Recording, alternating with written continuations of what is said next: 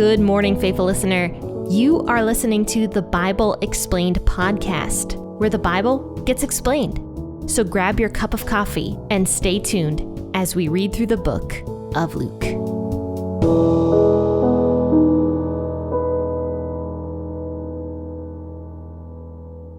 Hello and good morning, faithful listeners. Happy Thursday. This is Jenn here with the Bible Explained podcast, and I am so excited for what the future is going to bring. I am almost done with the Adore Teen Devotional for Advent, and that is a book that I am self-publishing. It's a devotional for teen girls, and it's soon going to be up on Amazon for your guys' convenience. So if you know any teen girls that need an Advent devotional, if you run a girls group or you know somebody who does, then you might want to consider the Adore Advent devotional for teen girls. So that's going to be coming up very soon in the future, and I am so excited about it, and so stay tuned for that. But today we are going to be reading Luke chapter 19, verses 11 through 28. And this is one that I actually had to mull over a couple times, because even though we've talked about this parable before on the podcast, this one is stated slightly differently than how it was read before in the other Gospels.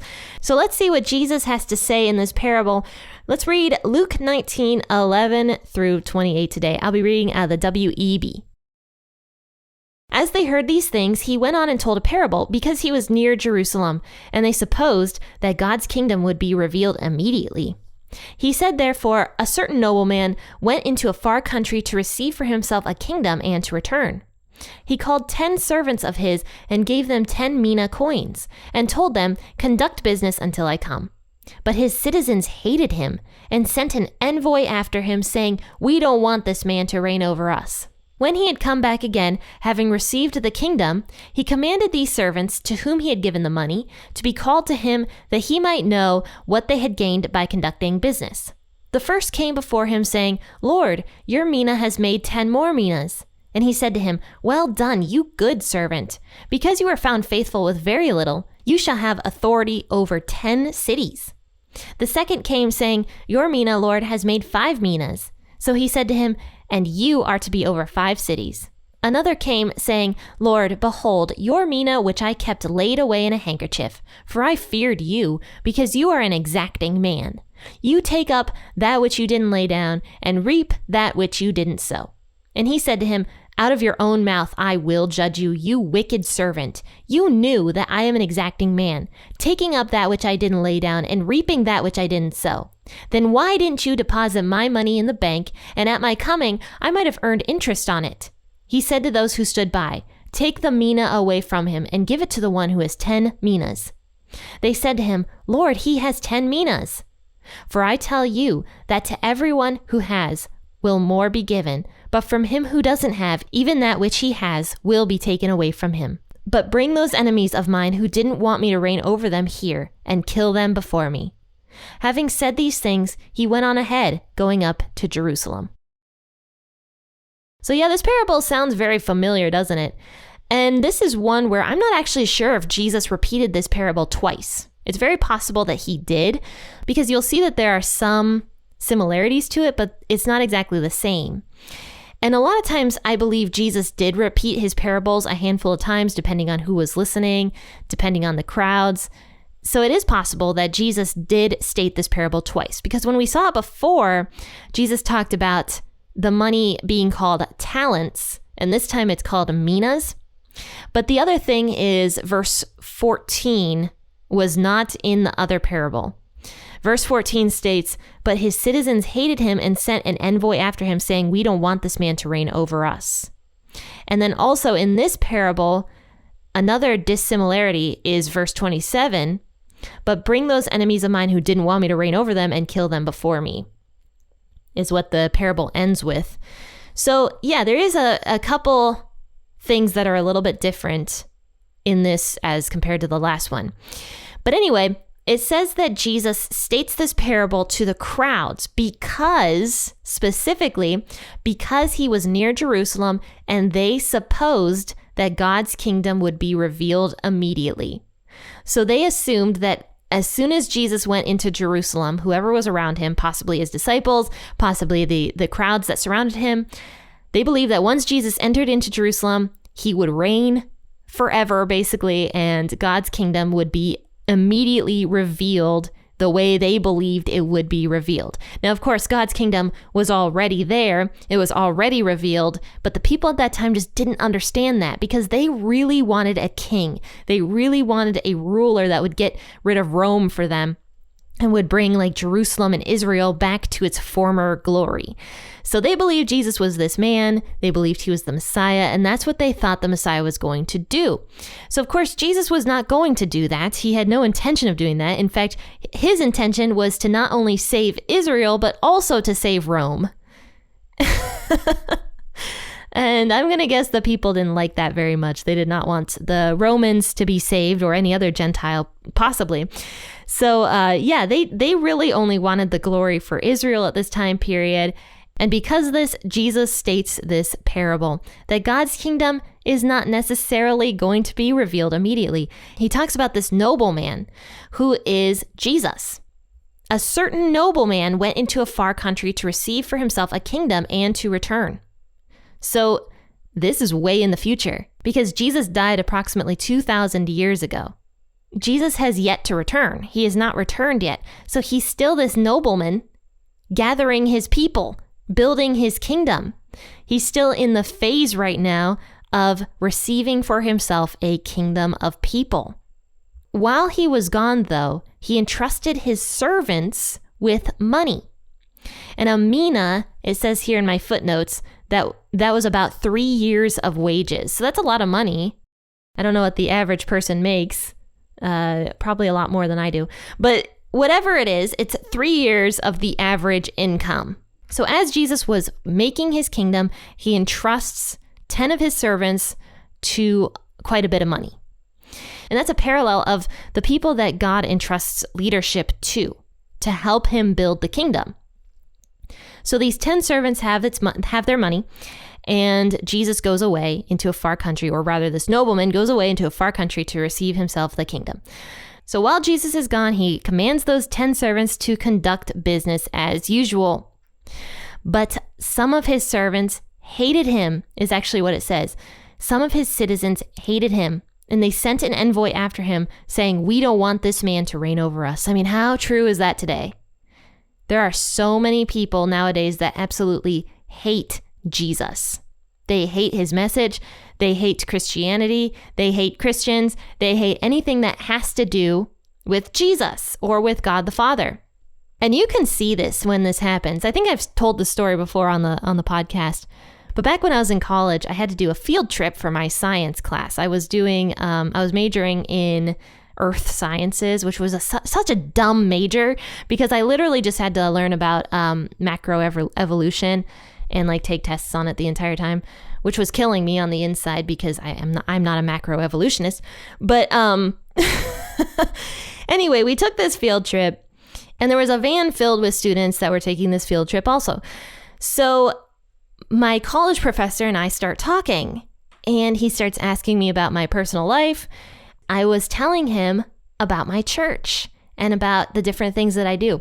I'm not even joking. This van went totally silent. Everyone was so uncomfortable with a private conversation that my professor and I were having about church. It was really funny, actually. It was so funny. And this happens to me a lot. When I start talking about my Christian beliefs to somebody that is not a Christian, or when I start talking about church, you can see them get noticeably uncomfortable. The world is uncomfortable with the idea of Jesus because Jesus tells people to live differently. And the world doesn't like that very much. The world does not want to recognize that they might not be living the correct way. And I mean, that's usually how a person responds. I've never had somebody get angry at me for being a Christian yet. But you can see on the news, we see stuff all the time of people who just get angry over somebody who disagrees with them. And it's not even the news. You can go on Facebook and within 5 seconds of being on Facebook, encounter the same exact thing. Somebody gets angry at you for having your beliefs. But anyway, the point I'm trying to make is the fact that the majority of people are uncomfortable with Jesus. So they don't want Jesus to reign over them. They don't want to give their lives to Jesus. They don't want to believe that there might be a better way of living than what they initially think.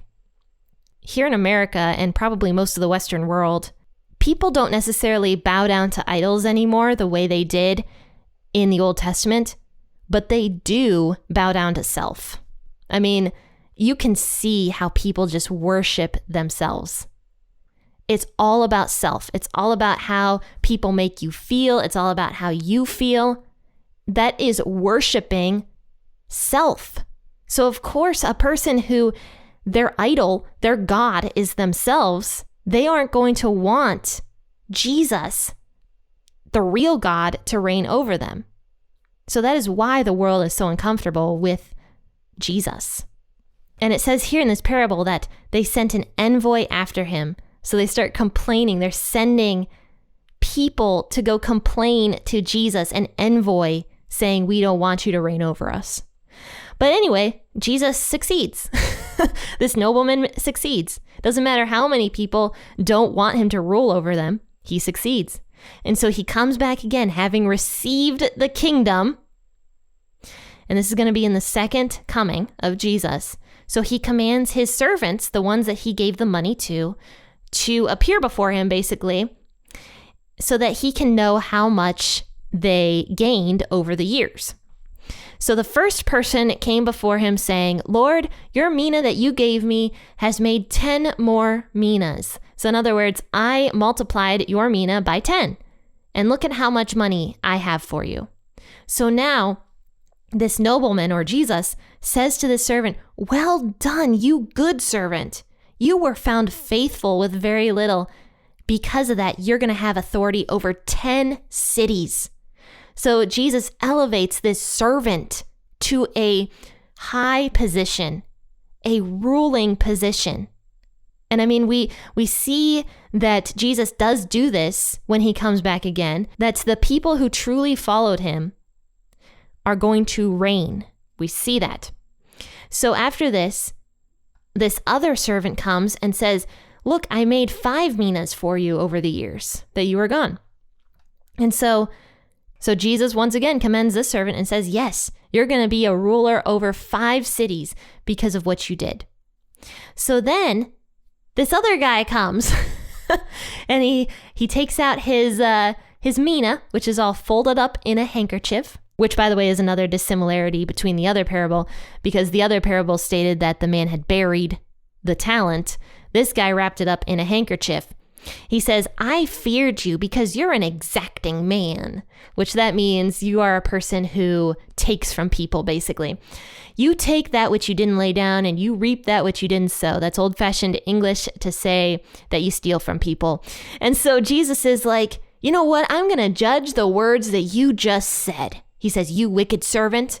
If you knew that I am a person who steals from people, then why did you hide my money in a handkerchief? If you thought I was such a wicked, terrible ruler, then why didn't you go and at least invest the money in the bank so I could get interest from my money? He says, clearly you're not afraid of me. Clearly you are just a selfish individual who didn't want to work for God's kingdom. So he says to one of his other servants, he says, take this mina away from this servant and give it to the one who has 10 minas. So at this point, the people complain. They're like, but he has 10 minas. That's not fair. Oh, I just love this. I love this. But Jesus says, he answers them. He says, I tell you that everyone who has, more will be given. So the person who loved Jesus, this servant who produced so much fruit, who produced 10 minas from the one that he was given, Jesus gives him another one because he did so well in his lifetime. He was not lazy. He produced fruit. He was a good servant. And yes, the servant that had the 5 minas was good too, because he did do more, but maybe he just didn't work as hard to produce those 10 minas like the first servant did. So Jesus gives him even more. To everyone who has, more will be given. but from him who doesn't have, even that which he has will be taken from him. It's a good verse to remember, because the person who doesn't have Jesus, even what they think they have is going to be taken away from them. Scary. It's kind of just a thought of what you think you have on this life. If you don't have Jesus, none of it matters. It's going to be taken away from you if you don't have the truth. Truth is so necessary. It's so important. And yet we've thrown truth out the window in our society. And Jesus says right here, you don't have the truth. Everything you think you have is going to be taken away from you. So you need the truth. And there's only one truth. There's not many truths. I mean, I don't know how many times I hear people say, oh, that's my truth. No, there's one truth. And that one truth is Jesus, that he is Lord and he's going to be Lord. So there's not many truths out there. And we need to get that straight right now because people don't have hope. There's so much darkness in this world because they don't have the truth and they don't care about the truth. This is why we need to be evangelists. This is why we need to spread the truth. But anyway, to finish up this parable, Jesus says, bring those enemies of mine who didn't want me to reign over them and kill them before me. When Jesus comes again, he is going to bring his judgment. He's gonna. And we don't know when that's gonna happen. We don't know when Jesus is gonna come again. So right now we need to be thinking of other people. We can't be worshiping self and what we want and our desires. We got to be thinking about this kind of stuff that Jesus tells us to think about. Going and making disciples. And that is everybody's responsibility. It doesn't matter who you are. It doesn't matter if you're a male or a female. You go out and you make disciples of Jesus. And after this, it says, having said these things, Jesus went on ahead, going up to Jerusalem. So he's going up to die. And he leaves his disciples and the multitude with this powerful parable that he is not immediately going to be taking over as king, but he will be coming back. So this is a parable that is one of the last ones that Jesus states before he goes up to die, and is such a powerful one at that. Well, faithful listeners, I hope you enjoyed this podcast episode, even though it was a little bit on the darker side. But that's okay. We have to remember this truth. We have to remember what Jesus said. And we have to spread the gospel as much as we can for a world that is just living in darkness. So spread the gospel. Tell people that the Bible Explained podcast exists, or any other way that you enjoy spreading the gospel. Invite somebody to your church. Just share with them the truth. But guys, I hope that you have a wonderful, wonderful weekend. Join in tomorrow for an episode out of Numbers. We're going to be talking more about the Passover and the Feast of the Trumpets. It's going to be a great episode. I hope to see you bright and early tomorrow morning or whenever you wake up. Happy listening, and God bless.